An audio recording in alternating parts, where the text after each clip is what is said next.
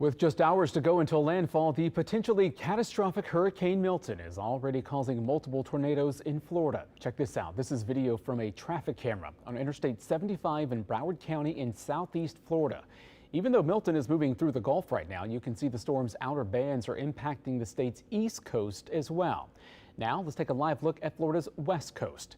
You can see the skies are getting darker and the winds are really picking up there in Longboat Key just outside Tampa.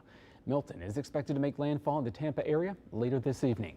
Good Wednesday afternoon to you. Thanks for being with us. I'm Mike McDaniel. It will be the first time in more than 100 years that a hurricane will make landfall in the Tampa area.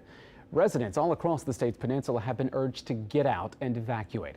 And as we have shown you, Milton is already making its mark. Let's turn things over now to meteorologist Payton Malone with the very latest on this track. Hey there, Payton. Hey, Mike. Yeah, and powerful Milton. You know, the structure of the storm has been changing as wind shear increases, but either way, still going to be a very impactful storm. The red line is the center line of the cone, following it up near Tampa. That's right over Sarasota, and it will continue to move inland as we go into this evening. But these outer bands are what are causing these tornadoes. Somewhat of a tornado outbreak has been ongoing for the past couple of hours. We've had multiple confirmed tornadoes near Fort Myers.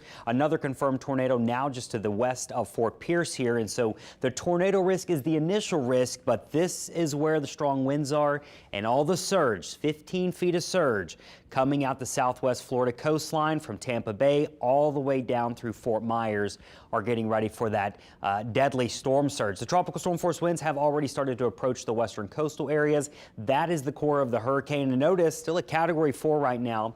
It'll probably be a Category 3 as it makes landfall later on this evening.